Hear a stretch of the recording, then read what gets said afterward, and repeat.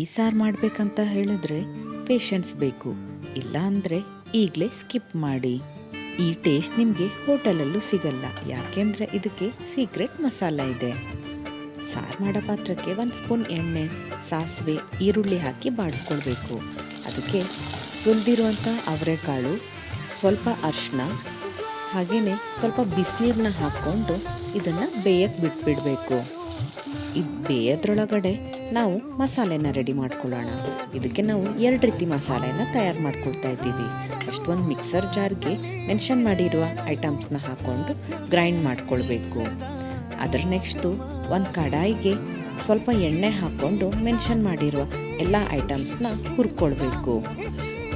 ಈ ಅವರೆಕಾಳು ಸುಲಿಯೋದಂದರೆ ಮನೆ ಮಂದಿಗೆಲ್ಲ ವರ್ಕ್ ಫ್ರಮ್ ಕಿಚನ್ ಇದ್ದಂಗೆ. ಇದು ಅಥೆಂಟಿಕ್ ರೆಸಿಪಿ ಆಗಿರೋದ್ರಿಂದ ಯಾವುದೇ ಐಟಮ್ಸ್ನ ಇಲ್ಲಿ ಸ್ಕಿಪ್ ಮಾಡಬೇಡಿ. 2 ಮಸಾಲೆ ರೆಡಿ ಆದಮೇಲೆ ಬೆಂದಿರುವಂಥ ಅವರೆಕಾಯಿಗೆ ಫಸ್ಟಿಗೆ ನಾವು ಹಸಿ ಮಸಾಲೆನ ಹಾಕಿ ಕುದಿ ಬರ್ಸ್ಕೊಳ್ಬೇಕು. ಒಂದು ಕುದಿ ಬಂದಮೇಲೆ ಇನ್ನೊಂದು ಮಸಾಲೆನ ಹಾಕ್ಕೊಂಡು ಕುದಿ ಬರ್ಸ್ಕೊಂಡು ಕೊನೆಗೆ ರುಚಿಗೆ ತಕ್ಕಷ್ಟು ಉಪ್ಪು ಹಾಗೆ ಲಾಸ್ಟಿಗೆ ಕೊತ್ತಂಬರಿ ಸೊಪ್ಪು ಹಾಕ್ಕೊಂಡ್ರೆ ಆಯಿತು.